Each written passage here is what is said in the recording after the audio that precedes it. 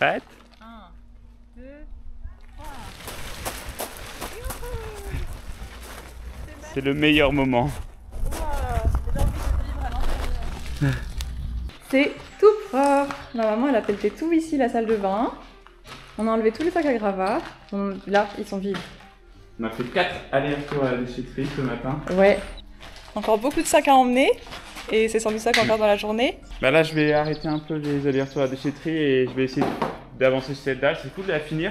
Ouais. Quand on aura fini ça, on aura fait 50% des chapes très très dures là. Donc, Objectif aujourd'hui, finir de casser ça. c'est un bon objectif. Je pense que oui. Il y a Alexis qui est là aussi, qui est par là-bas. Lui, il va nous aider à pelleter, parce qu'on a plein de pelletage à faire. Là. L'autre fois, il avait buriné tout ici. Du coup, il va pelleter ses propres gravats. Parce que quand on casse quelque chose, on le répare. Tu casses, tu répares. Tu salis, tu Et là, on a tout enlevé aussi. Bonjour. Je disais que tu avais fait des gravats là-bas et que tu allais les pelleter toi-même parce que quand tu casses un truc, tu le répares. Je vais mettre le sol et après je vais vivre ici. Oui. Et heureusement, on a trouvé un didgeridoo pour que mon papa puisse lancer le coup d'envoi de la journée.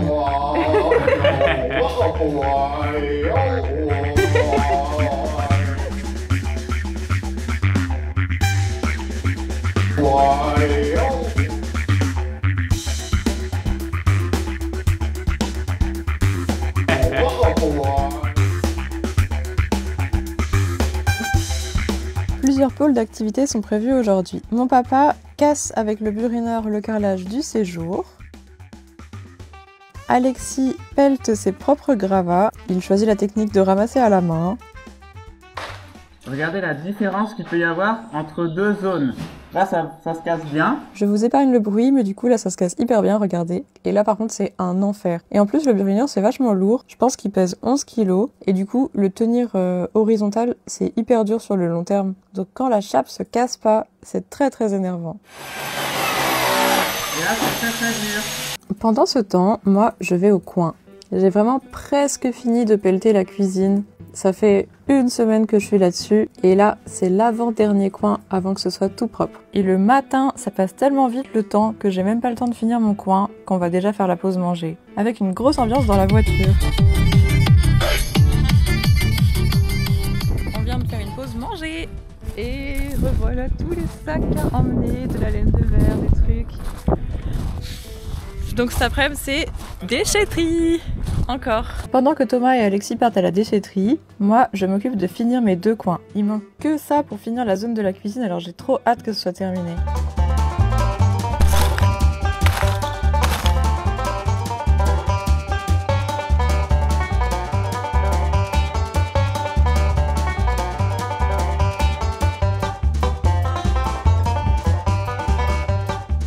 Et voilà, regardez comment c'est tout propre, c'est trop beau. Vous vous rendez compte, j'aurais mis une semaine entière à pelleter toute cette zone. On va faire un petit avant-après pour se rendre compte de l'évolution des travaux. Donc ça c'est la zone cuisine salle à manger avant. Donc il y avait du mur, il y avait des sols, il y avait une cuisine. Et maintenant où c'est absolument tout vide. Bon, il reste encore quelques petits bouts de mur à enlever et du polystyrène, mais franchement, on est vachement bien avancé. Finalement, il ne reste qu'une chose dans cette cuisine.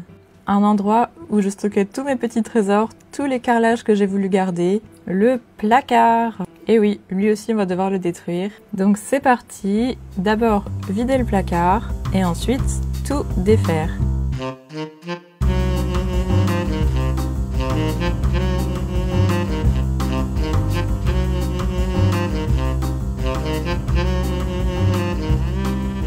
Bon, comme je suis pas hyper organisée, j'abandonne un peu le placard pour la journée pour aller voir ce que fait Alexis parce qu'il s'attaque à la cheminée. Et en fait, on a échangé nos places parce que comme ça, Alexis pouvait faire son activité préférée sur Terre, qui est le burinage. Il est allé buriner le sol de mon placard. C'est magnifique. Pendant ce temps, je démolis autour de la cheminée et j'ai pas assez de force dans les bras, du coup j'avance pas beaucoup. Mais Alexis vient reprendre le relais après pour détruire tout le mur. Et voilà le résultat choquant de la journée qui est la cheminée toute dénudée. C'est trop drôle parce que du coup elle part en zigzag à droite puis à gauche puis à droite. Et on comprenait pas pourquoi. Mais en fait c'est parce qu'elle repose sur le mur porteur qui est en parpaing à droite. Et pendant qu'on avançait là-dessus avec Alexis, Thomas a beaucoup avancé sur le burinage du sol. Il s'est fait une petite île où c'est la zone la plus dure à casser. Et on reste motivé aujourd'hui, on est dimanche et Thomas va continuer à buriner ici. Hier, on a cassé tout autour de la cheminée, là. Et en fait, elle est toute de travers, elle va à gauche, et après au-dessus, elle va à droite, et après, elle revient à gauche. Et du coup, pendant que Thomas burine, je retourne à mon placard pour le démolir.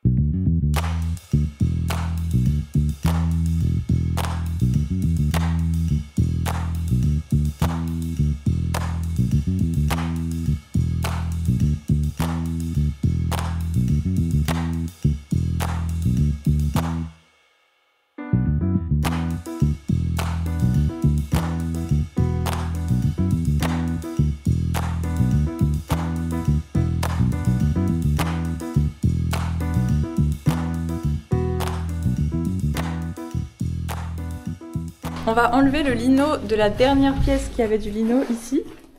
Et du coup j'ai coupé au cutter là un petit peu le long. Il faut qu'on fasse pareil ailleurs. Mais c'est hyper dur à décoller. Et du coup on tente avec un sèche-cheveux de chauffer les zones et ça a l'air pas mal.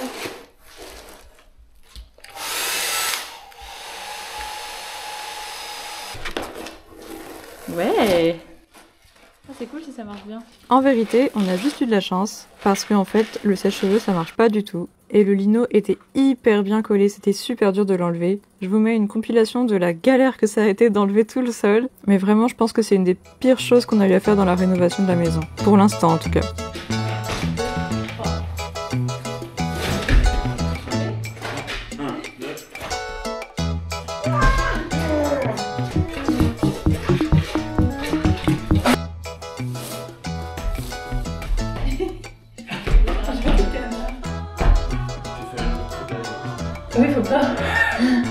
Ensuite, mes parents sont venus nous aider et après de nombreux efforts, on a enfin réussi à enlever tout le lino. Mais c'était vraiment difficile. En fait, on a vu des artisans aujourd'hui qui nous ont dit que... Le maître d'œuvre. Oui, le maître d'œuvre est un artisan qui nous a dit qu'on pouvait casser ce mur. Il est en parpaing, mais il n'est pas porteur. Bah, il porte rien d'important. Ouais. Et donc on veut savoir si, avec notre burineur comme ça, on peut casser ça. Parce qu'après, on devra casser ça. Et ce sera pas la même chose. Et ça aussi. Enfin, ça. Et du coup, on veut savoir si ça va être facile ou compliqué. Je sais pas à quel point ça se casse. Oh là, ça va être... Ça fait trop peur. Ça va être trop dur. Je vais m'écarter. J'espère que ça va être assez puissant. J'ai très peur. En plus, c'est pas le bon embout, donc ça se trouve, ça va... J'ai un peu la flemme de changer, on changera après si ça marche pas. Faudrait un embout pointu, je pense. Il pèse combien en plus le Makita là? Bah, 11 kilos.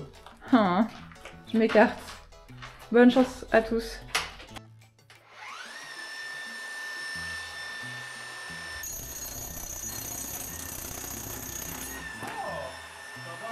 Ça fait des étincelles. T'as vu? Ça fait des étincelles. Oui, mais dans le chapeau aussi. Ah oui. C'est peut-être aussi... j'ai fait que C'est peut-être le les parpaing. bords. Ouais. Mais au centre là, je sais pas comment ça s'appelle, mais... L'espèce de béton là. Bon, j'ai pas hâte qu'on soit rendu au vrai mur porteur parce que ça a l'air quand même vachement difficile. Et hop, un petit tour pour vous montrer tout ce qui a été fait jusqu'à maintenant. Thomas a fini son coin burinage. On va devoir pelleter cette zone ensuite. Le lino est arraché, heureusement. J'en profite pour demander, si tu aimes bien nos vidéos, n'hésite pas à t'abonner à la chaîne, ça nous soutiendrait énormément. Bonjour! Aujourd'hui, je suis toute seule dans la grande maison. Et je dois pelleter, je dois faire des sacs pour que Thomas puisse les emmener. Ce week-end, je suis absente, je serai au Hellfest. Et du coup, Thomas, il va devoir emmener des sacs tout seul samedi à la déchetterie, donc il faut que j'en fasse le plus possible. Donc je vais lui refaire des sacs, mais pour faire des sacs, il faut quoi? Il faut faire des gravats. Il y en a quelques-uns ici. En vrai, c'est déjà pas mal, mais j'ai envie de buriner un peu là pour avancer un peu. Mais c'est hyper dur, de toute façon, je pense que je vais faire 3 secondes et je vais arrêter, mais je vais buriner un peu. Et après, le but, c'est de nettoyer au moins toute cette zone-là, j'aimerais bien.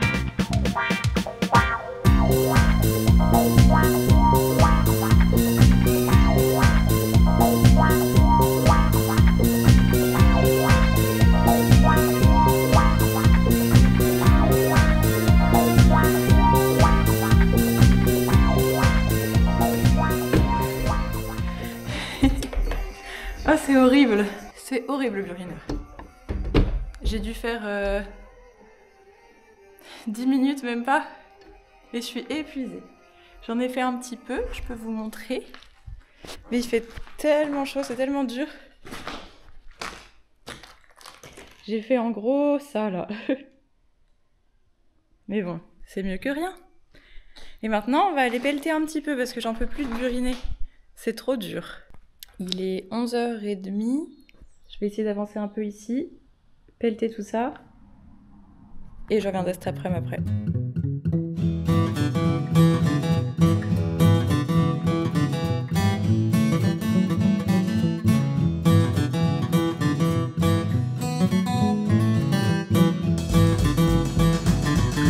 J'ai pas mal avancé quand même. J'ai fait tout ça.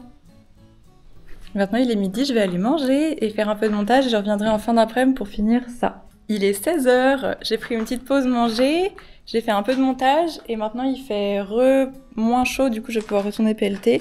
J'ai mon petit goûter. On va faire une petite pause goûter et ensuite continuer à pelleter ça en fait. J'ai plus beaucoup de batterie, donc je vous montrerai l'avancée. Regardez, c'est comme ça pour l'instant. Je vais pelleter et vous allez voir le résultat après. J'ai terminé. Regardez. Il est 17h30, donc j'ai mis à peu près un peu plus d'1 heure à tout faire. On va faire une visite. C'est tout propre, regardez. J'ai tout pelleté. Et ça fait tout ça comme sac. Voilà, une journée productive. Pendant le week-end où j'étais absente, Thomas a surtout fait beaucoup de burineurs, un peu dans la partie où c'était du béton sous le parquet, et aussi un peu dans la partie séjour où c'était le carrelage octogonal. Et comme ça, à mon retour, quelle chance, j'ai pu encore pelleter des gravats. Parce que franchement, ça m'avait manqué pendant 2 jours. Yeah. Mignon. On voit rien ici. Quelques jours après, nous revoilà pour faire des travaux, mais cette fois-ci, c'est la grosse tempête dehors. Ça soufflait beaucoup tout à l'heure et on a un arbre qui est affaibli, on a peur que ça le fasse tomber. Moi j'ai peur que l'orage il tombe sur les arbres. C'est les points les plus hauts du lotissement, les arbres. On peut aller on a les plus grands arbres. Ah oui, on va aller voir là-haut. La SMR. C'est menaçant, hein. Il fait hyper sombre. Entre la pluie, l'orage, la sombre. chaleur et puis la maison défoncée. J'espère qu'on entend la pluie.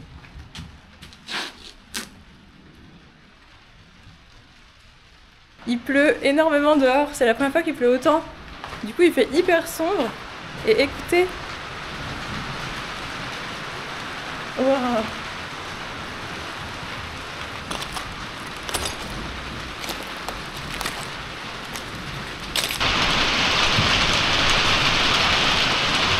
Mais en gros aujourd'hui, on doit récupérer des câbles pour un ferrailleur. On va pas m'entendre parler. Il y a un ferrailleur qui vient samedi et du coup on doit récupérer nos câbles en cuivre et nos tuyaux et il prend nos radiateurs aussi, donc il faut qu'on rassemble tout ça aujourd'hui. Donc on va trouver tous les câbles et les couper. Je suis pas sûr de comment faut faire, mais du coup je coupe à toutes les extrémités dans l'espoir qu'après je puisse tirer sur les câbles pour les récupérer.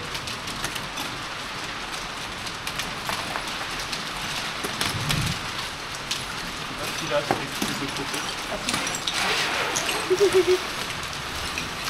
et voilà. Il nous faut on fait un tas de câbles à un endroit. On fait un tas à un endroit.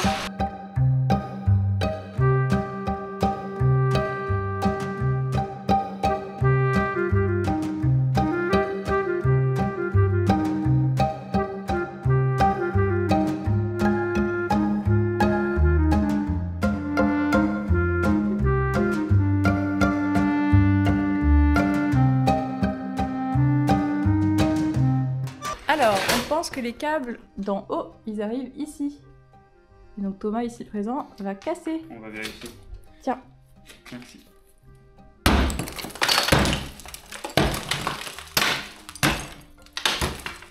Avec l'ambiance, ça fait trop peur. Terrifiant. Avec l'orage, c'est terrifiant. Et en plus, nous, on va couper des câbles avec ce temps.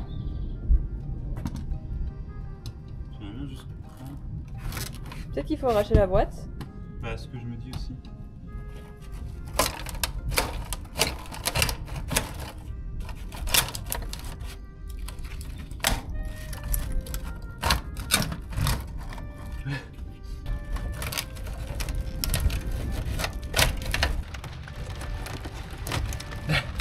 Il y aura des outils un peu plus adaptés. Hop, je crois que c'est bon. Plus qu'un. Oh. Un tout petit. Oui. Hop là, on va tirer en bas comme des fous maintenant. Il est genre... Oula, il est genre 18h là. Hein. On dirait qu'il fait nuit. Ouais.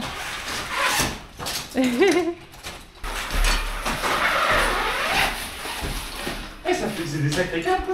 Ouais. Là, on sait pas si on est censé... si c'est une bonne idée de garder ces câbles pour les réutiliser, parce qu'on va refaire une partie de l'électricité.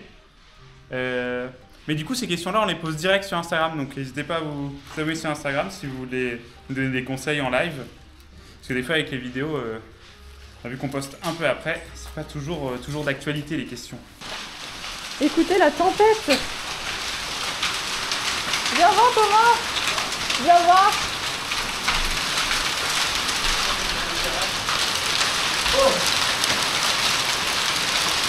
Wow.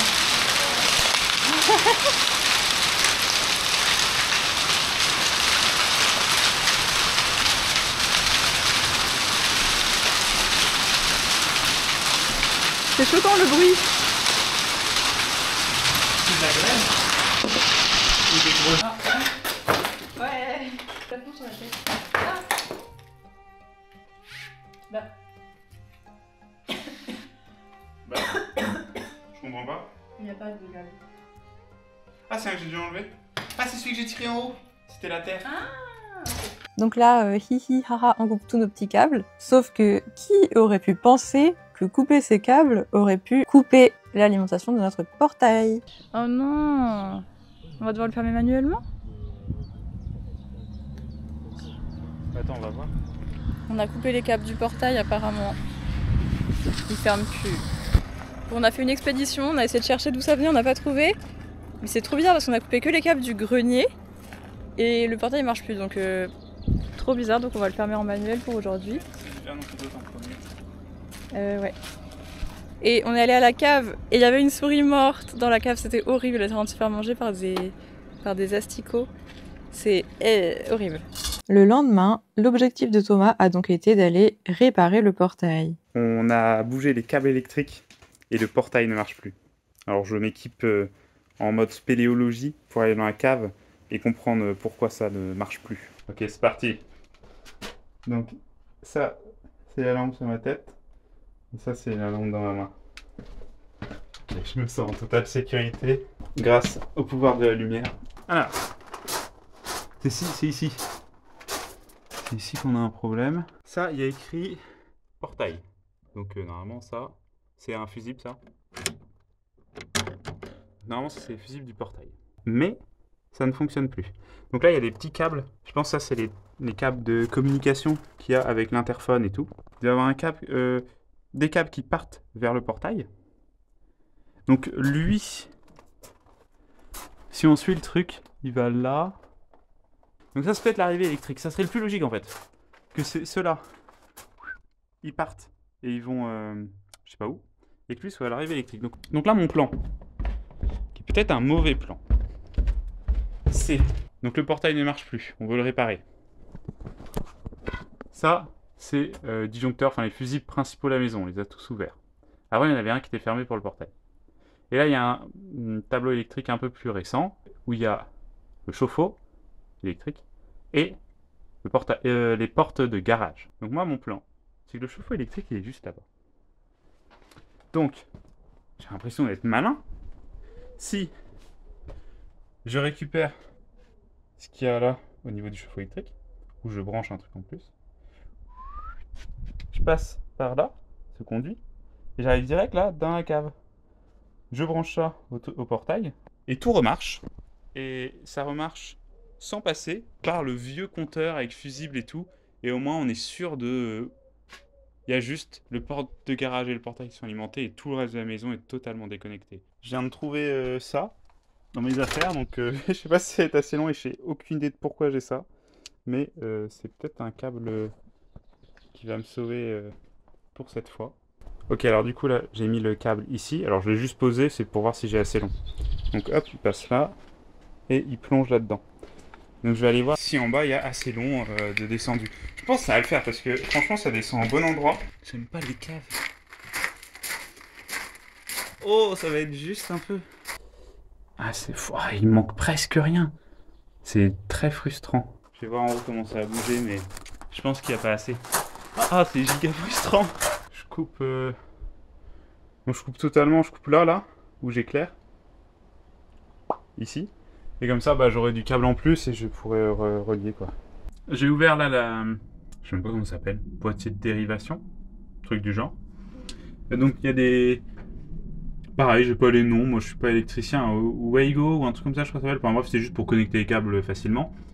Donc moi ça m'arrange bien qu'il soit là parce que comme ça j'ai pas à aller en acheter. J'ai déconnecté le chauffe-eau qui est ici. Et là je vais dévisser la boîtier de dérivation. Comme ça ma nouvelle connexion sera toujours étanche et tout, donc sera à peu près propre. Et en plus, en dévissant là, je vais pouvoir bouger un peu et me rapprocher. Et donc comme ça je pense que j'aurai assez de câbles. Bon, alors du coup, je pensais que c'était juste collé là, ces trucs-là. Mais en fait, il y a carrément une cheville à chaque fois, j'ai l'impression. J'ai pas trouvé de pince adéquate, alors je vais essayer au sécateur. Alors, le sécateur a totalement fait son travail. Ah si, ça passe. Ok. Et donc là, je pense que maintenant, j'ai assez de câbles. Donc j'ai mon câble qui est par ici, moi, voilà, ici. Et bah c'est bon, c'est largement bon. Ça pendouille et ça va là-dedans. Donc je vais pouvoir me démerder. Il est l'heure de descendre à la cave pour tester ce que Thomas a fait, je crois. C'est ça, moi je viens juste d'arriver, je sais pas. On va essayer de finir de réparer le portail. Réparons le portail. J'espère qu'il n'y a plus la souris. Il y a un gros trou là.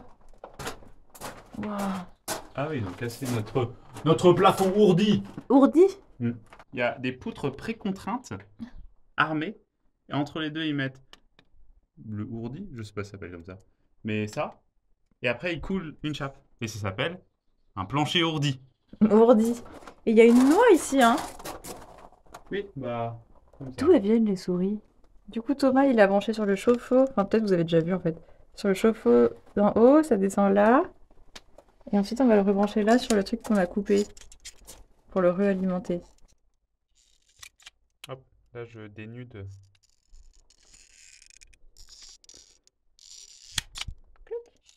le bleu avec le bleu. C'est facile. Et le marron avec le noir, évidemment. C'est logique. On va tester. Et l'autre? Chut.